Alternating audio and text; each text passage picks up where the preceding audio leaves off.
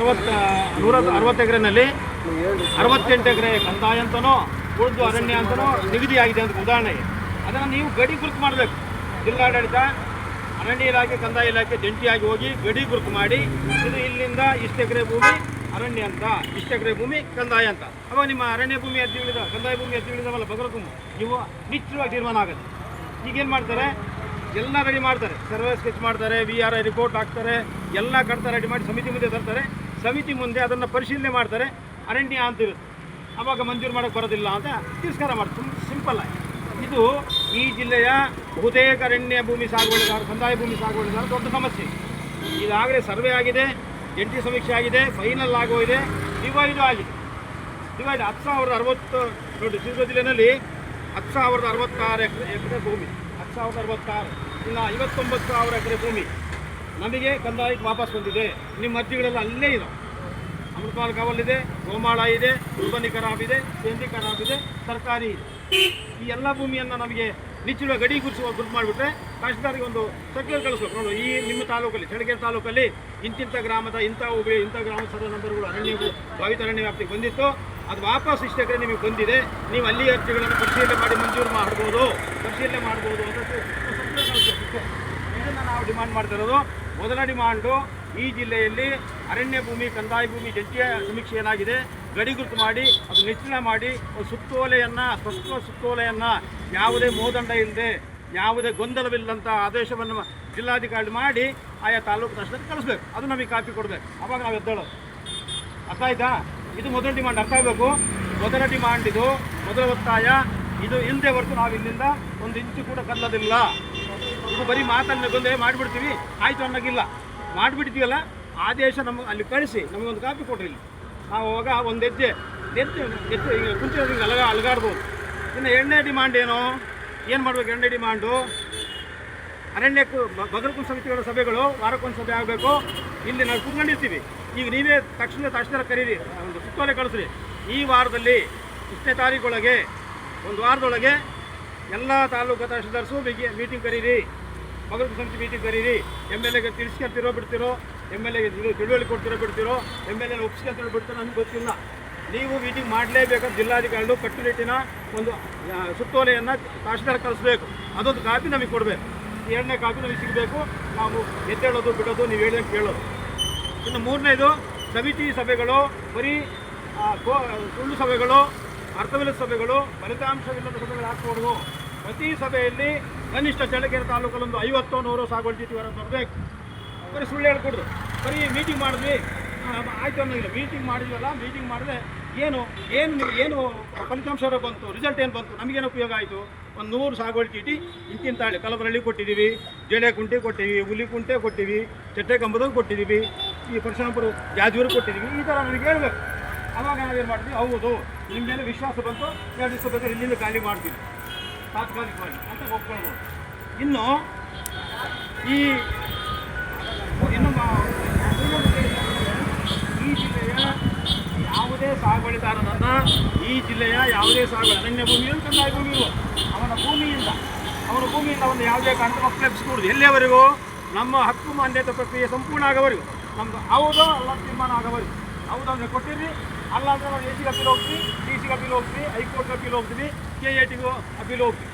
ಇದನ್ನು ನಿರ್ಧಾರ ಮಾಡಿ ನಮಗೆ ಕೊಡಬೇಕು, ಹಿಂಬರಹ ಕೊಡಬೇಕು. ನೀವು 70,003 ಅರ್ಜಿಗಳು 57ನೇ ಫಾರ್ಮಲ್ಲಿ ಏನು ಆನ್ಲೈನ್ ಅರ್ಜಿ ಕೊಟ್ಟಿದ್ದು ಬಗರುಗೆ, ಈ ಅರ್ಜಿಗಳು ನಿಮಗೆ ಯಾರಿಗೆ ಎಂಡಾರ್ಸ್ಮೆಂಟ್ ಕೊಟ್ಟಿಲ್ಲ. ಹಿಂಬರಹ ಕೊಟ್ಟಿದ್ದಾರಾ? ಇಲ್ಲ. ಅವ್ರ ಲೆಕ್ಕದಲ್ಲಿ ಬರ್ಕೊಂಡಾರೆ 70,003 ಅರ್ಜಿ ತಿರಸ್ಕಾರ ಮಾಡಿದ್ದೀವಿ, ಮಂಜೂರು ಮಾಡೋಕ್ಕೆ ಬರೋದಿಲ್ಲ. ಯಾರು ಒಪ್ಪಿದ್ರು? ಈ ಬರ್ಕೊಂಡ್ಬಿಟ್ಟು ನಾವು ಒಪ್ಕೊಂಡಿರುವಾಗ ನಾವು ಭೂಮಿಯಲ್ಲಿ ಇದ್ದೀವಲ್ಲ, ಅಲ್ಲೇ ಇದ್ದೀವಲ್ಲ, ಅದೇ ಭೂಮಿ ಬಿತ್ತಿ ಬೆಳೀತಾ ಇದೀವಲ್ಲ, ಅದೇ ಭೂಮಿಯಿಂದ ನಮ್ಮ ಕುಟುಂಬ ಜೀವನ ನಡೆಸ್ತಾ ಇದ್ದೀವಲ್ಲ. ಮತ್ತು ನಿಮ್ಮನ್ನ ಹೆಂಗೆ ಒಪ್ಬೇಕು? ನಾವು ತಿರಸ್ಕಾರ ಮಾಡಿದ್ರಂತೆ ಬರೀ ಇನ್ನೊಂದು ಸಾರಿ ಸ್ಥಳ ತನಿಖೆ ಮಾಡಿರಿ. ಹೌದಲ್ಲ ತೀರ್ಮಾನ, ನಮ್ಮಲ್ಲಿರೋ ದಾಖಲೆಗಳು, ನಿಮಗಿರೋ ಮಾಹಿತಿ, ನಿಮ್ಮ ಸರ್ಕಾರ ತಾಂಬರಿ ನಮ್ಮ ಮುಂದೆ ಕೂತ್ಕೊಳ್ರಿ, ಇದನ್ನು ಪರಿಶೀಲನೆ ಮಾಡಿರಿ. ನಾವು ಅರ್ಹತೆ ಇದೆಯೋ ಅಂದರೆ ತಕ್ಷಣ ನಮಗೆ ಸಾಗುವಳಿ ಚೀಟಿ ಕೊಡಬೇಕು. ಇನ್ನು ಒಂದು ಪಕ್ಷ ನೀವು ನಮ್ಮ ಮೇಲೆ ಇಲಾಖೆಗಳವರು ಸುಮ್ಮನೆ ಕುಸಲಾಯಿಸಿ ಇನ್ನೇನೋ ಮಾಡಿ ನಾವು ಸುಳ್ಳು ಆಶ್ವಾಸನೆ ಕೊಟ್ಟು ಮರಳು ಮಾಡಿ ನಮ್ಮನ್ನು ವಾಪಸ್ ತೆಗೆದು ಯಾವುದೇ ಕಾರಣದಿಂದ ವಾಪಸ್ ತೆಗೆದು ಪ್ರಶ್ನೆ ಚಳವಳಿ. ಇದು ಕೊನೆ ಹೋರಾಟ ಅಂದಿದ್ದೀವಿ. ಇದು ತಗೊಂಡೆದ್ದೇಳ ಹೋರಾಟ. ಸಾಗುವಳಿ ಚೀಟಿಯೋ ಏನೋ ತಗೊಂಡೇ ಎದ್ದೇಳಂಥ ಒಂದು ದಿವಸ 50 ಜನ ಇರ್ಬೋದು, ಒಂದು ದಿವಸ 100 ಜನ ಇರ್ಬೋದು, ಒಂದೆರಡು 2,000 ಜನ ಇರ್ಬೋದು, ಒಂದು ದಿವಸ 10,000 ಜನ ಬರ್ಬೋದು. ನಾವು ಹೇಳೋದಷ್ಟೇ, ಈ ಕಂದಾಯ ಭೂಮಿ ಅರಣ್ಯ ಭೂಮಿ ಮಧ್ಯೆ ಭಾವಿತಾರಣ್ಯ ವ್ಯಾಪ್ತಿ ಭೂಮಿ ಇದೆಯಲ್ಲ, ಇದೊಂದು ತೀರ್ಮಾನ ಆದರೆ ಹೆಚ್ಚು ಕಡಿಮೆ ಒಂದು 100ರಲ್ಲಿ 25% ಕಾಲು ಭಾಗದಷ್ಟು ಸಮಸ್ಯೆ ಬಗೆಹರಿಯುತ್ತೆ. ಇದು ನಾನು ತಂದಿದ್ದೀನಿ. ಇದನ್ನು ಯಾರೇ ಅಧಿಕಾರಿ ಬಂದರೆ ಇದು ಕೊಡ್ತೀವಿ, ಸ್ವಾಮಿ ನಿಮ್ಮದೇ ಆದೇಶ, ಇದನ್ನು ಮಿತ್ರ ಮಾಡಿ ತಂದು ಕೊಡಬೇಕಾಗಬೇಕು. ಸುತ್ತೋಲೆ ಕಳಿಸ್ಕೊಡ್ರಿ, ನಾವು ಅಲ್ಲಿ ಹೋಗ್ತೀವಿ. ನಮ್ಮ ಜನರು ನಾವು ಭೇಟಿ ಮಾಡೋಕ್ಕೆ ಹೇಳ್ರಿ, ನಾವು ಎಲ್ಲಿದ್ದೀವಿ ಅಂತ ತೋರಿಸ್ತೀವಿ. ಇದು ಭಾಳ ಮುಖ್ಯವಾದ ವಿಚಾರ. ಈಗ ನಾವು ಚಳವಳಿ, ಈಗ ಇದು 3ನೇ ದಿವಸ. ನಾವು 3ನೇ ದಿವಸ ಇವತ್ತು. ಹಾಂ, 3ನೇ ದಿವಸ ಅಂದರೆ ಇವ್ರು ಇಲ್ಲೇ ಓಡಾಡ್ತಾರೆ, ಅವರಿಗೆಲ್ಲ ಗೊತ್ತಿದೆ, ಪತ್ರಿಕೆಯಲ್ಲಿ ಸುದ್ದಿಯಾಗಿದೆ, ಎಲ್ಲರೂ ಬಂದು ನೋಡಿದ್ದಾರೆ, ಹೋರಾಟಗಾರ ನೋಡಿದ್ದಾರೆ, ಇಂಟೆಲಿಜೆನ್ಸಿ ಪೊಲೀಸ್ನವರು ವರದಿ ಮಾಡಿದ್ದಾರೆ, ಮುಖ್ಯಮಂತ್ರಿ ವರದಿ ಮಾಡಿದ್ದಾರೆ. ಯಾಕೆ ನಮ್ಮನ್ನು ಬಂದು ಇನ್ನೂ ಕನಿಷ್ಠ ಯಾರೊಬ್ಬ ವಿಲೇಜ್ ಅಕೌಂಟೆಂಟು, ತಹಶೀಲ್ದಾರು, BO, RIನೋ, ಕೇಸ್ ವರ್ಕರು ಯಾಕೆ ನಮ್ಮನ್ನು ಮಾತಾಡಿಸ್ತಿಲ್ಲ ಅಂದರೆ, ನೀವು ನಮ್ಮನ್ನು ರೋಜ್ಗಳವರೆಗೂ ಅವ್ರು ಎಷ್ಟು ದಿವಸ ಕೂತ್ಕೊಂತಾನೆ, ಅವ್ರ ಜನ ಎಷ್ಟು ದಿವಸ ಕೂತ್ಕೊಂತಾರೆ ಅಂತ ನಮ್ಮನ್ನು ಪರೀಕ್ಷೆ ಮಾಡ್ತೀರಾ, ನಮ್ಮ ತಾಳ್ಮೆ ಪರೀಕ್ಷೆ ಮಾಡ್ತೀರಾ. ನಾವು ಹೇಳಿದ್ವು ಹೋದ ಸಾರಿ ಶ್ರೀರಂಗ EDC ಇದ್ದಾಗ ಎಷ್ಟು ದಿವಸ ಕೂತ್ಕೊಂತೀವಿ ಅಂತಂದ್ರು. ನೀವು ಪರ್ವಟ್ ಮಾಡಬೇಡ್ರಿ, 6 ತಿಂಗಳ ವರ್ಷ ಕೂತ್ಕೊಂತೀವಿ. ನನ್ನ ಊಟ ನಾನು ಮಾಡ್ತೀನಿ, ನಾನು ಬರ್ತೀನಿ, ನಿಮ್ಮ ಊಟ ನೀವು ಮಾಡ್ತೀವಿ, ನೀವು ಬರ್ತೀವಿ, ಇಲ್ಲಿ ಅಡುಗೆ ಮಾಡ್ಕೊಂಡು ಊಟ ಮಾಡ್ತೀವಿ, ವಾಪಸ್ ಹೋಗ್ತೀವಿ. 6 ತಿಂಗಳು ಕೂತ್ಕೊಂತ ಪರ್ವಟ್ ಆಗಬಾರ್ದು ಅಂತ ಹೇಳಿ ಅವರಿಗೆ. ನಾವಿಲ್ಲಿ ಒಂದು ದಿವಸ ಸುಮ್ಮನೆ ಕೂತ್ಕೊಂಡಿದ್ದೀವಿ. ಇವತ್ತು ಸುಧಾಕರ್ ಅವರು ತೀರ್ಕೊಂಡಿದ್ರು, ಏನು ಮಾನವೀಯ ದೃಷ್ಟಿಯಿಂದ ಯಾವ ವ್ಯತಿರಿಕ್ತ ಮಾತಾಡಬಾರ್ದು ಅನ್ನೋ ಕಾರಣ ಸುಮ್ಮನೆ ಕೂತ್ಕೊಂಡಿದ್ವಿ. ನಾವು ಶುರು ಮಾಡಿದ್ವಿ, 1 ಗಂಟೆಯಿಂದ ಶುರು ಮಾಡಿ 2ನೇ ದಿವಸ ನಿನ್ನೆ ಗಲಾಟೆ ಮಾಡಿದ್ದೀವಿ. ಮಮತಾ ಅವರು ಜ್ವರ ಮಾತಾಡಿದ್ದಾರೆ, ಲೈವಲ್ಲಿ ಹೋಗಿದೆ, ಪತ್ರಿಕೆ ಸುದ್ದಿ ಬಂದಿದೆ ಇವತ್ತು ಬೆಳಿಗ್ಗೆ. ಆದರೂ ಕೂಡ ಕನಿಷ್ಠ ಯಾರಾದರೂ ಒಬ್ಬರು ಅಧಿಕಾರಿ ಬಂದು ಏನಪ್ಪ ನಿಮ್ಮ ಸಮಸ್ಯೆ, ಯಾಕೆ ಕೂತಿದ್ದೀರಾ, ನಿಮ್ಮ ಸಮಸ್ಯೆ ಏನು ಅಂತ ಆನ್ಸರ್ ಅಂದರೆ ನಿಮಗೆ ಒಟ್ಟಿಗೆ ಏನು ತಿಂತೀರಿ ಅಂತ. ಒಟ್ಟಿಗೆ ಏನು ತಿಂತೀರಿ ಅದಕ್ಕೆ ನಾವು ಹೇಳೋದು, ಕಾರ್ಯಕ್ರಮವನ್ನು ಬಂದ್ ಮಾಡಿಸಂತ ಕಾಲ. ಸಮತೋಲವ್ರು ಇವತ್ತು ಅಲ್ಲಿರ್ತಾರೆ, ರಾಯಚೂರಲ್ಲಿರ್ತಾರೆ ಅಂದರೆ ನಾಳೆ ಬರ್ತಾರೆ ಅಂದರೆ ಕಾರ್ಯಕ್ರಮವನ್ನು ಬಂದ್ ಮಾಡೋಣ. ಯಾರ ಬುಡಕ್ಕೆ ತರಬೇಕು, ಯಾರ ಕೆಳಗೆ ನೀರು ತರಬೇಕು ನಮಗೆ ಗೊತ್ತಿದೆ. ನಾವೆಲ್ಲ ನುರ್ತಿದ್ದೀವಿ ಅದನ್ನು, ನಾವು ಯಾರಿಗೂ ಕೇರ್ ಮಾಡೋದಿಲ್ಲ. ನೀವು ಇಲ್ಲಿ ಎಬ್ಬಿಸಿದ್ರೆ ಕಾಂಗ್ರೆಸ್ ಕಚೇರಿ ಹತ್ರ ಕೂತ್ಕೊಂತಿ, ನಿನ್ನ ಎಲ್ಲ MLA ಕರಿ ಅಂತ ಅಲ್ಲಿ ಕೂತ್ಕೊಂತಿ, BJP ಕಚೇರಿ ಹತ್ರ ಕೂತ್ಕೊಂತಿ, MLA ಮನೆ ಮುಂದೆ ಅವ್ರ 8 ಮಕ್ಕಳು ಗೊತ್ತಾಗಬೇಕು ನೀನು ಎಂಥ ಅಯೋಗ್ಯ ಅಂತ, ನಿನ್ನ ಮನೆ ಮುಂದೆ ಕೂತ್ಕೊಂತಿ. ಈ ಥರ ತೀರ್ಮಾನ ಮಾಡಬೇಕು. ಹೋದ ಸಾರಿ ನಾವು ಒಂದು ಸ್ವಲ್ಪ ಉದಾಹರಣೆ ತೋರಿಸ್ತೀವಿ. ಹೋದ ಸಾರಿ ಇದೇ ಜಾಗದಲ್ಲಿದೆ ಅರೆಬೆತ್ತಲ ಕೂತ್ಕೊಂಡಿವಿ ನಾವು. ಇದು ಕಾರ್ಯಕ್ರಮ ಬಂದು ಮಾಡೋದು, ಒಂದು ದಿವಸ ಅರೆಬೆತ್ತಲೆ ಕೂತ್ಕೊಂಡಿದ್ದೀವಿ ಅಲ್ಲ, ಇದೇ ಜಾಗದಲ್ಲಿ ಅರೆಬೆತ್ತಲೆ ಕೂತ್ಕೊಂಡು ಒಂದು ದಿವಸ. ಇದಕ್ಕೆ ಪತ್ರಿಕೆ ಜ್ವರ ಅರೆಬೆತ್ತಲೆ ಕೂತ್ಕೊಂಡ್ರು ಇವರೆಲ್ಲ ಅಂತೇಳಿ. ಆಮೇಲೆ ಇನ್ನೊಂದು ದಿವಸ ಏನು ಮಾಡಿದ್ವಿ, ಭಿಕ್ಷೆ ಆಟ ಮಾಡಿದ್ವಿ. ನಮ್ಮನ್ನು ಭಿಕ್ಷೆ ಬೇಡ ಶೋಧನೆ ಮಾಡಿದ್ದೀವಿ. ಈ ಬೀದಿ ಎಲ್ಲ ಭಿಕ್ಷೆ ಎತ್ಕೊಂಡು ಬಂದು ನಾವು ಅದು ಆ ದುಡ್ಡಿನಿಂದ ಅಡುಗೆ ಮಾಡ್ಕೊಂಡು ಊಟ ಮಾಡಿದ್ವಿ. ಇದು ನಿಮಗೆ ನಾಚಿಕೆ ಆಗಬೇಕು, ಜಿಲ್ಲಾಡಳಿತಕ್ಕೆ, ಅಧಿಕಾರಿಗಳಿಗೆ, ಜನರಿಗೆ ನಾಚಿಕೆ ಆಗಬೇಕು. ಮತ್ತೊಂದು ಕಾರ್ಯಕ್ರಮ ಮಾಡಿ ಇನ್ನೊಂದು ದಿವಸ ಏನು ಮಾಡಿದ್ವಿ, ಶವಯಾತ್ರೆ ಮಾಡಿದ್ವಿ. ಆಂಜನೇಯ ಮಿನಿಸ್ಟ್ರಿ, ಜಿಲ್ಲಾ ಉಸ್ತುವಾರಿ ಮಂತ್ರಿ ನಮ್ಮ ಕಡೆ ತಿರುಗಿ ನೋಡಲಿಲ್ಲ. ನೀನು ಸತ್ತಿದೆಯಾ ಬದುಕಿದೆಯಾ ಅಂತ ನನಗೆ ಗೊತ್ತಿಲ್ಲ, ಸತ್ತಿರ್ಬೋದು ಅದಕ್ಕೆ ನೀನು ನಮ್ಮ ಕಡೆ ತಿರುಗಿ ನೋಡಲಿಲ್ಲ. ನಿನ್ನ ಶವಯಾತ್ರೆ ಮಾಡಿ ಇಲ್ಲಿ ಜನ ಮಾಡಿದ್ವಿ, ಇಲ್ಲಿಂದ ಹೊತ್ಕೊಂಡು ಹೋದ್ವಿ, DC ಮುಂಗಡೆ ಸುಟ್ವಿ. ಅವರ ಮಾಡಿರ್ತಾನೆ, ಅವ್ರಿಗೆ ಹೆಜ್ಜೆ ಮಾಡಿರ್ತಾನೆ. ಒಂದು ಶವಯಾತ್ರೆ ಮಾಡಿದ್ವಿ.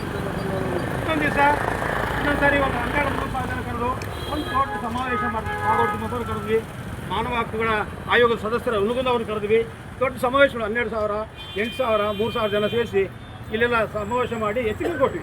ಅದಾದಮೇಲೆ ಕೊನೆಗೊಂದು ದಿವಸ ನಾನು ಹೇಳಿದ್ನಲ್ಲ, ನಮ್ಮ 21ನೇ ದಿವಸ ನಮ್ಮನ್ನು ಕಾಯಿಸಿ ಮೀಟಿಂಗನ್ನು ರಾಜಕೀಯ ಮಾಡಿ ಕ್ಯಾನ್ಸಲ್ ಮಾಡಿ ನಮ್ಮ ಜನರಿಗೂ ನಮಗೂ ಧೈರ್ಯ ಮಾಡಿ ಚಳವಳಿಯನ್ನು ಹತ್ತಿಕ್ಕಂಥ ಕೆಲಸ ಮಾಡಿದಾಗ ಜಿಲ್ಲಾಧಿಕಾರಿಗಳು ನಾವೇನು ಮಾಡಿದ್ವಿ, ವಿಷಾದ ಬಾಟ್ಲಿ ತಿಂಗಳಲ್ಲಿ ಜನ ಗುಂಪಾಗಿ ಬಂದರು, ಅಧಿಕಾರಿ ಗುಂಪಾಗಿ ಬಂದರು, ಪೊಲೀಸ್ ಹೆಚ್ಚಿಗೆ ಆಯಿತು. ಎಲ್ಲ ಆದಮೇಲೆ ಜಿಲ್ಲಾಧಿಕಾರಿ ನಮಗೆ ದೊಡ್ಡ ಚರ್ಚೆ ಆಗಿದೆ. ನೋಡಲಿದ್ದೇವೆ ನೇರ ನಮಗೆ ಹೋಗಿ ನೇರ ಆಗಿದೆ. ಏನು ಮಾತಾಡಿದೆ ಹಿಂಗೆಲ್ಲ ಮಾತಾಡ್ಕೊಂಡು ಅವಾಗ ನಾವು ಒಪ್ಪಿದ್ರು, ಒಂದು ತಿಂಗಳು ಟೈಮ್ ಕೊಡ್ರಿ, ಒಂದೇ ತಿಂಗಳಲ್ಲಿ ಒಂದು 3,000 ಜನ ಭೂಮಿ ಕೊಡ್ತೀವಿ, 1,000 ಜನ ಭೂಮಿ ಕೊಡ್ತೀವಿ ಅಂತ ಆಶ್ವಾಸನೆ ಕೊಟ್ಟರು. ರಘುಮೂರ್ತಿಯವರ ಮಧ್ಯಸ್ಥಿಕೆಯಲ್ಲಿ ಇದನ್ನು ತೀರ್ಮಾನ ಮಾಡಿ ತಾತ್ಕಾಲಿಕವಾಗಿ ವಾಪಸ್ ತಗೊಂಡ್ವಿ. ತಿರುವಾರದಲ್ಲೇ ಒಂದು ಹೆಚ್ಚು ಕಡೆ 328 ಕುಟುಂಬ ಭೂಮಿ ಕೊಟ್ಟರು. ಅದಕ್ಕಿಂತ ಮೊದಲು ಒಂದು ಡಿಸ್ಕಸ್ ಮಾಡಿದ್ರು, ಒಂದು ಆಸೆ ಹುಟ್ಟಿಸಿ ನಮಗೇನಂದರೆ ನನ್ನ ಮಾತುಕತೆ ಕರೆದು DC ಅವ್ರು ಕರೆದು ರಾಘವೇಂದ್ರ ಅವ್ರಿಗೆ ಕರೆದು DC ಅವ್ರು ಕರೀತಾರೆ, ಹೋಗ್ಬಿಟ್ಟು ಬರೋಣ. ಮೇಲಕ್ಕೆ ಹೋದೆ ನಾನು, ಏನು ಸ್ವಾಮಿ ಯಾಕೆ ಕರೆದಂತೆ, ಅಲ್ಲಪ್ಪ ಜನ ಕಿರೀಟ ಇರ್ತಾರೆ ನಿನಗೆ, ಯಾಕೆ ಬೀಜ ಕುತ್ಕೊಳ್ತೀಯ, ಜನಕ್ಕೆ ಯಾಕೆ ತೊಂದರೆ ಮಾಡ್ತೀಯ ನೀನು, ಇಲ್ಲಿ ಮನೆ ಇಲ್ಲಂತೆ, ಸೈಟ್ ಇಲ್ಲಂತೆ, ಒಂದು ₹1 ಕೋಟಿ ವರ್ಕ್ ಹಾಕ್ಕೊಡ್ತೀನಿ, ಕೆಲಸ ಮಾಡ್ತಾರೆ ಆರಾಮ ಇದ್ದುಗಳು ಅಂತ. ಹಾಗೆ ಸ್ವಾಮಿ ನನಗೆ ಬೇರೆ ಏನು ಗೊತ್ತಿಲ್ಲ, ನಿಮ್ಮ ಖಾಲಿ ಮುಗಿಬೇಕಾ, ಖಾಲಿ ಮುಗಿತೀನಿ, ಭೂಮಿ ಕೊಟ್ಟು ಅಂತ ಡಿಕೆ ನಿಂತ್ಕೊಂಡಾಗ ಅವ್ನಿಗೆ ಬುದ್ಧಿಲ್ಲ, ಹುಡುಗ ದೊಡ್ಡದಾನಂತ ವಾಪಸ್ ಕಳ್ತೀವಿ. ಮರುವಾರ ಅದು ಬಗ್ಲಿಲ್ಲ ಅಂತ ಗೊತ್ತಾದಾಗ 1 ವಾರದಲ್ಲೇ ತಗೊಂಡು ರೆಡಿ ಮಾಡಿ ಏನು ಮಾಡಿದ್ರು, ಅರಣ್ಯ ಹಕ್ಕು ಕಾಯ್ದೆ ನಾಯಕ ಜನಾಂಗಕ್ಕೆ, ಎಸ್ ಟಿ ಜನಾಂಗಕ್ಕೆ ಒಂದು ರಾಮಬಾಣ ಆದರೆ ಎಸ್ಟಿಯೇತರ ಜನಾಂಗಕ್ಕೆ ಭೂಮಿ ಕೊಡ್ಲಿಕ್ಕೆ ಅವಕಾಶ ಇದೆ ಕಾಯ್ದೆಯಲ್ಲಿ. ನಾನು ಅದನ್ನು ಹೇಳ್ತೀನಿ ಹೆಂಗೆ ಕೊಡಬೇಕಂತ, ನೀವು ಕೊಡಬೇಕು. ಇಲ್ಲ ಕೊಡೋಕ್ಕಾಗಲ್ಲಪ್ಪ. ಅವರು ಆದಿಕರ್ನಾಟಕ ಮಾಜಿ ಜನಾಂಗ ನಾವು ಎಸ್ ಟಿ, ನಾವು ಹೇಳಿದ್ರು ನಾನು ಎಸ್ ಟಿ, ನೀವು ಎಸ್ ಟಿ, ಈ ಎರಡು ಸಮುದಾಯಗಳು ಭೂಮಿ ವಿಚಾರದಲ್ಲಿ ಭಾಳ ತೊಂದರೆಯಲ್ಲಿದ್ದಾರೆ. ನೀವು ದಯಮಾಡಿ ಒಪ್ಕೋಬೇಕು. ನಾನು ದಾಖಲೆ ಸಮೇತ ಕೊಡ್ತೀನಿ. ಹೆಂಗೆ ಎಸ್ ಟಿಗೆ ಮಂಜೂರು ಮಾಡಬೇಕು, ಎಸ್ ಟಿ ಏತರ ಜನಾಂಗಕ್ಕೆ ಹೆಂಗೆ ಮಂಜೂರು ಮಾಡಬೇಕು. ಎಸ್ ಟಿ ಏತರ ಜನಾಂಗ ಲಿಂಗಾಯತರು ಇರ್ಬೋದು, ರೆಡ್ಡಿರು ಇರ್ಬೋದು, ಇನ್ನು ಗೋವಿ ಇರ್ಬೋದು, ಲಂಬಾಣಿ ಇರ್ಬೋದು, ಮಾದಿಗರು ಇರ್ಬೋದು, ಯಾರು ಹೆಂಗೆ ಮಂಜೂರು ಮಾಡ್ಬೋದು ಅಂತೇಳಿ ನಾವು ದಾಖಲೆ ಕೊಡ್ತೀವಿ. ನೀವು ಕೊಡಬೇಕು. ದೊಡ್ಡಜಲ್ಲೂರಿನ ಒಂದು 9 ಕುಟುಂಬಗಳಿಗೆ ಎಸ್ ಟಿ ಏತರ ಜನಾಂಗಕ್ಕೆ ಭೂಮಿ ಕೊಡಿಸಿದ್ದೀವಿ. ಅಂದರೆ ನಾವು ಒತ್ತಾಯ ಮಾಡದೆ ಹೊರತು, ಕಡಾಖಂಡಿತ ಮಾತಾಡದೆ ಹೊರತು, ಅಂಕಿಅಂಶಗಳನ್ನು ಮುಂದಿಡದೆ ಹೊರತು, ಗಟ್ಟಿಯಾದ ದನಿಯಲ್ಲಿ ನಮ್ಮ ಹಕ್ಕೊತ್ತಾಯನ ಮಾಡದೆ ಹೊರತು, ಗಟ್ಟಿ ತೀರ್ಮಾನ ತಗೊಳ್ಳದೆ ಹೊರತು ಅವ್ರು ನಮಗೆ ಬಗ್ಗಲ್ಲ. ಇಷ್ಟೊತ್ತಾದ್ರು ಬಂದಿಲ್ಲ, ನಾಳೆ ಸಮತಲ ಅವ್ರು ಬಂದರೆ ಒಂದು ಏನಾದ್ರು ಒಂದು ವಿಶೇಷವಾದ ಕಾರ್ಯಕ್ರಮ ಮಾಡೋಣ. ನಾಳೆ ಅವರಿಗೆ ಜಿಲ್ಲಾಡಳಿತ ಹೆಚ್ಚಿನ ಆಗೋದು, ನಾಳೆ ಎದ್ದು ಓಡಿ ಬರ್ಬೇಕು ನೀವು ಅವರು ಅಂತ ಒಂದು ಕಾರ್ಯಕ್ರಮ ತೀರ್ಮಾನ ಮಾಡೋಣ. ಸಮತಲವರಿದ್ದರೆ ನಾವು ಇವತ್ತೇ ಮಾತಾಡ್ತಿದ್ವಿ, ಅವರಿಲ್ಲ ದೂರ ಇದ್ದಾರೆ, ಅವರು ಫೋನಲ್ಲಿ ಮಾತಾಡಿ ತೀರ್ಮಾನ ಮಾಡೋದು ಬೇಡ. ಅವರು ಬರಲಿ, ಬಂದಾದ್ಮೇಲೆ ಇದನ್ನು ನಾವು ಮಾಡೋಣ. ಈ ನಿಟ್ಟಿನಲ್ಲಿ ನೀವು ಯಾವುದೇ ಕಾರಣ 3ನೇ ದಿವಸ ಅತ್ಯಂತ ಆನಂದವಾಗಿ ಪ್ರೀತಿಯಿಂದ ನಾನು ಚಳುವಳಿಗೆ ಬರೋ ಜನ ನೋಡಿದೆ. ಮೊನ್ನೆ ಬಂದ ನೋಡಿದೆ, ನಿನ್ನೆ ಲೈವಲ್ಲೂ ನೋಡಿದ್ವಿ. ಚಳುವಳಿಗೆ ನಾವು 16-15-16ನೇ ಸಾವಿರಕ್ಕಿಂತ ಮೊದಲೇ ಚಳುವಳಿ ಮಾಡ್ತಿದ್ವಿ. ಆಗಿನ ಜನರಿಗೂ ಈಗಿನ ಜನರಿಗೂ ಹಸಿವು ಜಾಸ್ತಿ ಆಗಿದೆ, ಭೂಮಿ ಹಸಿವು ಜಾಸ್ತಿ ಆಗಿದೆ, ಸಮಸ್ಯೆ ಜಾಸ್ತಿ ಆಗಿದೆ, ಸಮಸ್ಯೆ ಜನರಿಗೆ ಅರ್ಥ ಆಗಿದೆ. ಅದಕ್ಕಾಗಿ ಓಡೋಡಿ ಬರ್ತಾರೆ, ಅಕ್ಕಿ ತಗೊಂಡು ಓಡಿ ಬರ್ತಾರೆ, ತರಕಾರಿ ತಗೊಂಡು ಓಡಿ ಬರ್ತಾರೆ. ಮಕ್ಕಳು, ಸಣ್ಣ ಮಕ್ಕಳು, ಇನ್ಯಾರೋ ಒಂದು ಸಣ್ಣ ಮಗು ಎತ್ಕೊಂಡು ಬಂದಿತ್ತು. ಲೈವಲ್ಲಿ ನೋಡಿದೆ, ನಾನು ಹೊಸಪೇಟೆಯಲ್ಲಿದ್ದೆ, ಲೈವಲ್ಲಿ ನೋಡಿದೆ. ಆ ಸಣ್ಣ ಮಕ್ಕಳು ಎತ್ಕೊಂಡು ಬರ್ತಾರಂದರೆ ಈ ಸಮಸ್ಯೆಯ ತೀವ್ರತೆ ನಿಮಗೆ ಗೊತ್ತಾಗಿದೆ. ಇದು ಸುಮ್ಮನೆ ಮಾತಾಡಿದ್ರೆ ಇವ್ರು ಕೊಡಲ್ಲ ಅಂತ ನಿಮಗೆ ಗೊತ್ತಾಗಿದೆ. ಅದಕ್ಕೋಸ್ಕರ ಬರೋ ದಿನಗಳಲ್ಲಿ ಇನ್ನು ಬೇರೆ ಬೇರೆ ಕಾರ್ಯಕ್ರಮ ನಾವು ಪ್ಲಾನ್ ಮಾಡಿದ್ದೀವಿ. ಯಾವುದೇ ಕಾರಣದಿಂದ ಜಿಲ್ಲಾಧಿಕಾರಿ ಆಗಲಿ, ತಹಸೀಲ್ದಾರ್ ಆಗಲಿ, AC ಆಗಲಿ, ನಮ್ಮ ಶಾಸಕರಾಗಲಿ ತಲೆ ಎತ್ತಿ ನಿಲ್ಲಬಹುದು ಅಂತ ಮರ್ಯಾದೆ ತೆಗೆಯುವಂಥ ಒಂದು ಕಾರ್ಯಕ್ರಮ ನಾವು ಪ್ಲಾನ್ ಮಾಡಿದ ಒಳಗೆ ಅದನ್ನ ಈಗಲೂ ಹೇಳಬಾರ್ದು. ಸಭೆ ಯಾರೋ ಮೀಡಿಯಾದ ಮುಂದೆ ಏಕದಮ್ ನಾವು ಹಮ್ಮಿಕೊಂಡಾಗ ಮಾತಾಡೋಣಂತೆ. ಆ ನಿಟ್ಟಿನಲ್ಲಿ ರೆಡಿ ಮಾಡಿದವ್ರು ಇವರಿಗೆ ಬರೀ ಹತ್ತಿಸಿದೆ ಎತ್ತು ಹೋಗ್ತವೆ, ಒಂದು ಸ್ವಲ್ಪ ಕಾಲ ಹೋಗ್ತಾವೆ, ಆಮೇಲೆ ಒಂದು ಸಣ್ಣ ಕೋಲ್ ತಗೊಂಡು ಹೊಡಿತಾರೆ, ಅವ್ನು ಬಾರ್ಕಲ್ ತಗೊಂತ. ಹೌದಾ? ಈ ಥರ ನಾವು ಈಗ ಬಾರ್ಕಲ್ಲೇ ಹೋಗಿ ತಗೋಬೇಕಂತ ಗೊತ್ತಾಗಿದೆ. ನೀವು ಅಗ್ರವಾಗಿ ನಮ್ಮನ್ನು ಪರಿಗಣಿಸಬೇಡ್ರಿ. ನಾವು ಅಗ್ರವಾಗಿಲ್ಲ, ನಾವು ದೊಡ್ಡರಿಲ್ಲ, ನಮಗೆ ಬುದ್ಧಿ ಭಾಳ ಚೆನ್ನಾಗಿ ಗೊತ್ತಿದೆ, ನಿಮ್ಮ ಮೋಸ ಚೆನ್ನಾಗಿ ಅರ್ಥ ಆಗಿದೆ, ನೀವು ದೋಖ ಮಾಡ್ತಾಯಿದ್ದೀವಿ, ನಮ್ಮ ಹಕ್ಕುಗಳೇನು ಚೆನ್ನಾಗಿ ಗೊತ್ತಿದೆ. ಈ ನಿಟ್ಟಿನಲ್ಲಿ ನಾವೇನೀಗ 3ನೇ ದಿವಸಕ್ಕೆ ಈ ಚಳವಳಿಯನ್ನು ಮುಂದುವರಿಸ್ತಾ ಇದ್ದೀವಿ. ಬನ್ನಿ, ಈಗ ನಿಮ್ಮ ಸ್ವಂತ ಬದುಕು ಇದೆ, ನಿಮ್ಮ ಬದುಕು ಮುಗಿಸ್ಕೊಂಡೇ ಬನ್ನಿ. ಒಂದಷ್ಟು ಜನ ಕೂತ್ಕೊಳ್ರಿ. ನಮಗೇನು ಯಾರೇನೋ ಕಾನೂನು ಮಾಡಿಲ್ಲ, ನಮಗೆ ಯಾರು ಸಂಬಳ ಕೊಡಲ್ಲ, ನಮಗೆ ಯಾರು ಇದು ಮಾಡಿದೆ ಹಿಂಗೆ ಇರಬೇಕು ಹಿಂಗಿರ್ಬೇಕು ಅಂತ ಯಾರು. ನಮ್ಮ ಬದುಕಿನ ಜೊತೆಗೆ ಹೋರಾಟ ಮಾಡ್ತೀವಿ, ಅದು ಬದುಕಾಗೇ ಹೋರಾಟ ಮಾಡ್ತೀವಿ. ಈ ನಿಟ್ಟಿನಲ್ಲಿ ನಮ್ಮ ಚಳವಳಿಗೆ ನಮ್ಮ ಹಿರಿಯರು ಮತ್ತು ಬುದ್ಧಿಜೀವಿಗಳು, ಸಂಘಟನೆಗಳ ಎಲ್ಲ ಕಾರಣ ತಿಳಿದಂಥ ನಮ್ಮ ಯಾದವ್ ಸಾಹೇಬರು, ಮಾಜಿ ನಿವೃತ್ತ ಪ್ರಿನ್ಸಿಪಾಲ್ರು, ಎಲ್ಲ ಜನಪದ ಚಳವಳಿಗಳಿಗೆ ಕೈ ಜೋಡಿಸಿ ನಮಗೆ ಬೆಂಬಲ ಕೊಟ್ಟು ನೈತಿಕವಾಗಿ ಧೈರ್ಯ ಇರ್ತಕ್ಕಂಥ ಒಬ್ಬ ಅಪರೂಪದ ವ್ಯಕ್ತಿ ಜಿಲ್ಲೆಯಲ್ಲಿದ್ದಾರೆ. ಅವರು ನಮ್ಮ ಚಳವಳಿಗೆ ಬಂದು ಆಶೀರ್ವಾದ ಅತ್ಯಂತ ಆತ್ಮೀಯವಾಗಿ ಎಲ್ಲರ ಪರವಾಗಿ ಸ್ವಾಗತ ಮಾಡ್ತೀವಿ. ಇದು ಅತ್ಯಂತ ಗಂಭೀರವಾದ ವಿಚಾರ, ನಿಮ್ಗೆ ಅರ್ಥ ಆಗಿದೆ, ಅದಕ್ಕಾಗಿ ಹೆಚ್ಚು ಜನ ಬರ್ತೀವಿ. ಹೋದ ಸಾರಿ ನಾವು 15-16 ಸಾಲಲ್ಲಿ ಏನು ಮಾಡ್ತಾ ಇದ್ವಿ ಅಂತ ಚಳವಳಿ, ಅದರಲ್ಲಿ 100ಕ್ಕೆ 2 ಮುಖ ಕಾಣಲ್ಲ, 100ಕ್ಕೆ 2 ಮುಖ ಕಾಣಲ್ಲ. ಎಲ್ಲ ಹೊಸ ಮುಖಗಳೇ. ನಿಮ್ಮಲ್ಲಿ ಹೊಸ ಉತ್ಸಾಹ ಇದೆ. ಅವರು ಬರ್ತಾರೆ. ನಿನ್ನೆಯಿಂದ ನಾನು ಹೇಳಿದ್ದೀನಿ, ಅವ್ರು ಬರ್ತಾರೆ. ನೀವು ಸಾವಿರಾರು ಸಂಖ್ಯೆಯಲ್ಲಿ ಬರ್ರಿ. ಅವ್ರು 200 ಜನ ಬಂದರೆ ನೀವು ಅಳುಬರಿದ್ದೀರಾ, ನಿಮ್ಗೆ ಗೊತ್ತಾಗಿದೆ. 400-500 ಜನ ಒಂದು ಹಳ್ಳಿಯಿಂದ ಬರ್ತೀವಿ. ನೀವು ಸಾವಿರಾರು ಜನ ಬರ್ರಿ. ಒಂದು ದಿವಸ 10,000 ಜನ ಇಲ್ಲಿ ಇರ್ತೀವಿ. ಇನ್ನು ಕೆಲವೇ ದಿನಗಳು 10,000 ಜನ ಇಲ್ಲಿ ಇರ್ತೀವಿ. ನಾವು ಜಿಲ್ಲಾಡಳಿತ ಚಾಲೆಂಜ್ ಮಾಡ್ತೀವಿ. ಏನು ಮಾಡ್ತೀರಾ ನೀವು, ಏನು ಕಾರ್ಯಕ್ರಮ? ನಮಗೇನಂದರೆ ತಾಲೂಕು ಪಂಚಾಯತ್, ಜಿಲ್ಲಾ ಪಂಚಾಯತ್, ಗ್ರಾಮ ಪಂಚಾಯತ್ ಚುನಾವಣೆಗಳು ಹತ್ರ ಬಂದಿದೆ. ಅವು ನೋಟಿಫಿಕೇಶನ್ ಆದಮೇಲೆ ಅದೇ ಜಾರಿ ಆಯಿತು, ಯಾವುದಂತ ಕತೆ ಹೇಳೋಂಗಿಲ್ಲ. ಅದಕ್ಕಿಂತ ಪೂರ್ವದಲ್ಲಿ ನೀವು ಒಂದು ತಿಂಗಳು ಮುಂಚಿನ ಸಾಗುವಳಿ ಚೀಟಿ ಕೊಟ್ಟು ಆರಂಭ ಮಾಡೋದು ಸಾಧ್ಯ. ಅದು ಮುಂದಿನ ವಾರದಿಂದಲೇ ಆರಂಭ ಮಾಡಬೇಕು. ಆ ನಿಟ್ಟಿನಲ್ಲಿ ನಾವು ಕಾರ್ಯಪ್ರವೃತ್ತರಾಗೋಣ. ಈ ಜಿಲ್ಲೆಯನ್ನು ಒಂದು ಚಳವಳಿಯ ಮುಖ್ಯ ಕರ್ನಾಟಕ ಕೇಂದ್ರ ಸ್ಥಾನವಾಗಿರ್ತಕ್ಕಂಥ ಚಿತ್ರದುರ್ಗ ಜಿಲ್ಲೆಯಲ್ಲಿ ಮುಖ್ಯ ಮಧ್ಯಸ್ಥ ಚಿತ್ರದುರ್ಗ ಜಿಲ್ಲೆಯಲ್ಲಿ ಭೂಮಿ ವಸತಿಯ ಕೇಂದ್ರ ಸಮಿತಿ ತೀರ್ಮಾನ ಮಾಡಿ ಒಂದು ಆರಂಭ ಮಾಡಿಸೋದಕ್ಕೆ ಅವರಿಗೂ ಧನ್ಯವಾದಗಳು ಹೇಳ್ತಾ, ನಿಮಗೆ ಅದಕ್ಕೆ ಕಟಿಬದ್ಧರಾಗಿ ನಿಂತಿರ್ತಕ್ಕಂಥ ಎಲ್ಲ ಸಾಗುವಳಿದಾರರಿಗೂ ಧನ್ಯವಾದಗಳು ಹೇಳ್ತಾ, ಈ ಸಂದರ್ಭದಲ್ಲಿ ಮಾತಾಡಲಿಕ್ಕೆ ಅವಕಾಶ ಕೊಟ್ಟಂತ ಎಲ್ಲರಿಗೂ ಹೊಂದಿಸಿ ನನ್ನ ಸದ್ಯದ ಮಾತನ್ನು ಮುಗಿಸ್ತೇನೆ.